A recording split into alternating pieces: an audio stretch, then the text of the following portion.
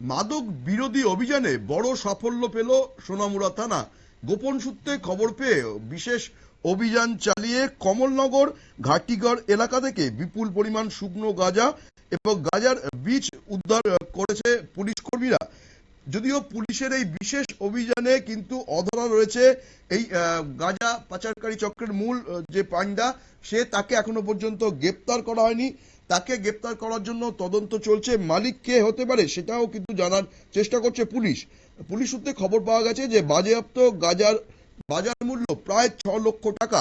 এই বিষয়ে কি বলছেন সোনামুড়া থানার ওসি তাপস দাস, আমরা শুনে নেব তার বক্তব্য। আমাদের যে 11 ব্যাটালিয়ন টিএসআর আছে, সম্মিলিতভাবে একটা জয়েন্ট অপারেশন করা হয়।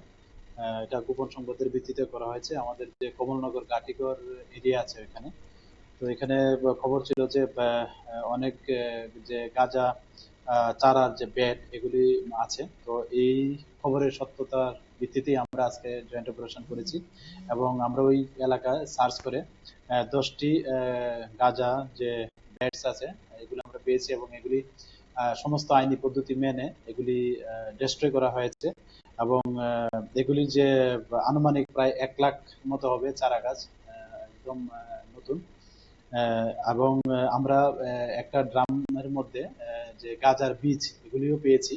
তো এগুলি প্রায় ওজন 30 কেজির মতো হবে। তো এগুলি আমরা সমস্ত আইনি পদ্ধতি মেনে এগুলি ধ্বংস করা হয়েছে অন স্পটেই এবং সেই সঙ্গে ওই জায়গা থেকে আমরা গাঁজাও উদ্ধার করেছি, শুকনা গাঁজা যেগুলি কালো রঙের সেলুটেপ দিয়ে পেঁচানো ছিল, যেগুলি এখান থেকে মানে স্মাগলিং করার উদ্দেশ্যে এখানে বেকিং হয়তো করেছিলেন। তো আমরা এগুলি সমস্ত আইনি পদ্ধতি মেনে এগুলি সিজ করা হয় এবং এগুলির যে কালোবাজার মূল্য আনুমানিক 6 লাখ টাকার আশেপাশে হবে।